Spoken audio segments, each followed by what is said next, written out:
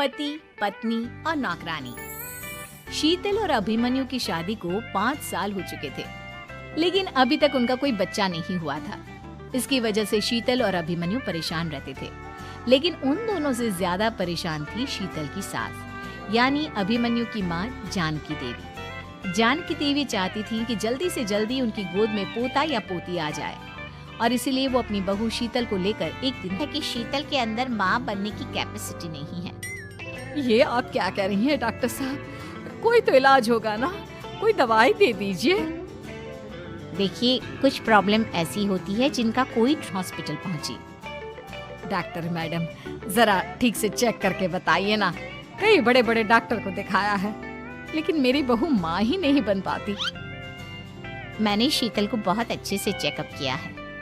देखिए, बात यह है। मम्मी जी, इसमें मेरी क्या गलती? अगर अंदर से कोई प्रॉब्लम है तो उसमें मैं भी कुछ नहीं कर सकती। जानती हूँ, ये बात डॉक्टर के मुंह से सुन चुकी हूँ।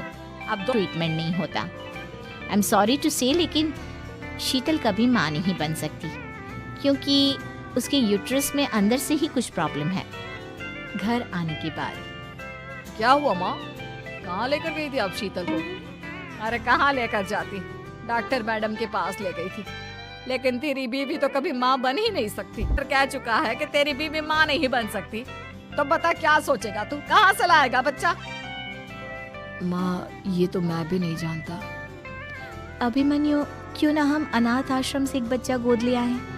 क्या फर्क पड़ता है, बच्चा हमारा। दोबारा मेरे सामने इस बात का गाना मत गा। अरे माँ, परेशान होने की जरूरत नहीं है, सोचते हैं ना कुछ। अरे क्या सोचेगा तू जब डॉक्टर हो या गोद लिया हुआ?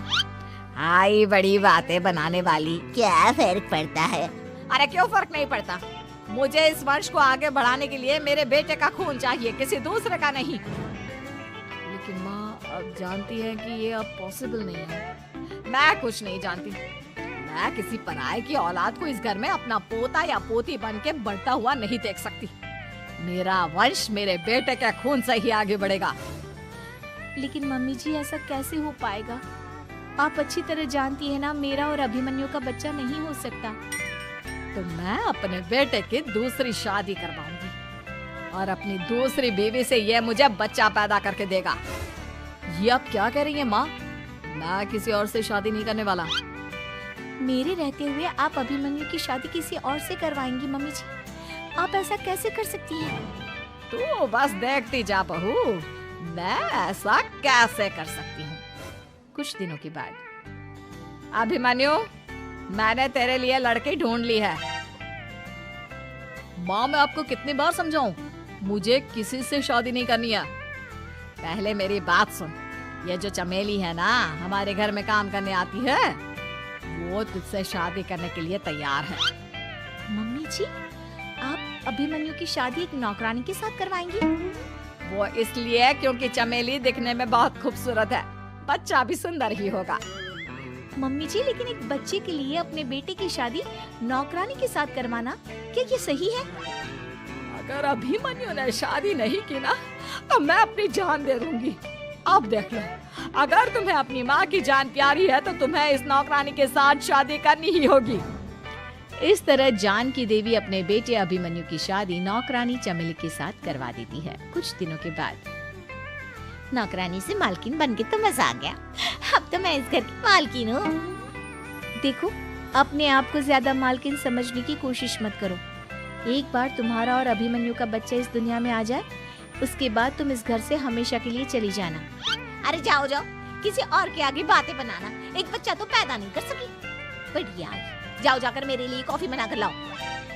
नौकरानी मैं हूँ या तुम? मम्मी जी, देखिए ना शीतल मुझसे किस तरह से बात कर रही है। शीतल, तुम्हें पता है ना चमेली प्रेग्नेंट है, मेरे बेटे के बच्चे की माँ बनने वाली है। वो जैसा कहती है वैसा करो। लेकिन मम्मी जी, वो मुझे नौकरों की तरह ट्रीट कर रही है। अरे तो करेगी ना, वैसे भी बहू तुम हो किस काम की? एक बच्चा तो पैदा नहीं कर सकती। जाओ अब घर के सारे काम करो और चमेली को आराम करने दो। थैंक यू मम्मी जी, भगवान आपका भला करे। आप नहीं होती तो मैं नौकरानी से महारानी कैसे बनती? देखो, तुम्हें जो चाहिए सब मिलेगा। खूब खाओ पियो मजे की जिंदगी जियो, लेकिन बस मुझे एक बच्चा पैदा करके दे दो। कुछ दिनों के बाद, मम्मी बच्चे के लिए आपने मेरी शादी चमेली के साथ करवा तो दी, लेकिन दिन और रात का चैन मिट गया है। सारा दिन शीतल और चमेली की बहस चलती रहती है। अब शीतल को इस घर में रखने से क्या होगा? मैं तो कहती हूँ उसे घर से निकाल दो, है भी किस काम की। मैं ऐसा नहीं कर सकता माँ, वो मेरी पत्नी है, उससे बहुत प्यार करता हूँ मैं। तुम्हारी पत्नी चमेली है, चमेली उससे प्यार करो।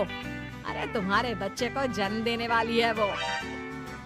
अभिमन्यु, मैं खुद ही इस घर से चली जाती हूँ।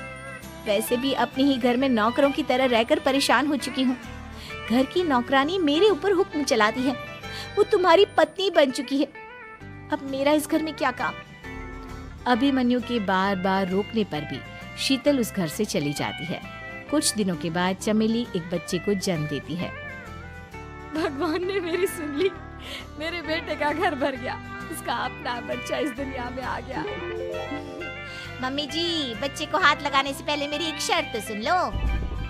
तुम कहना क्या चाहती हो चमेली? आपकी मम्मी को बहुत शौक था ना अपने पोते को खिलाने का। अब देखो, इस दुनिया में हर चीज की कोई ना कोई कीमत तो होती है। तुम अपनी आधी प्रॉपर्टी मेरे नाम कर दो, बच्चा तुम्हारे नाम। अरे लेकिन मैंने अपने बेटे से तुम्हारी शादी करवाई है, अब ये सौदेबाजी कहाँ से आ गई? जो औरत अपनी बहू को घर से निकाल कर एक नौकरानी के साथ अपने बेटे की शादी करवा दे, वो तो सौदेबाजी कर ही सकती है ना। उसका कैसे भरोसा कर सकते हैं?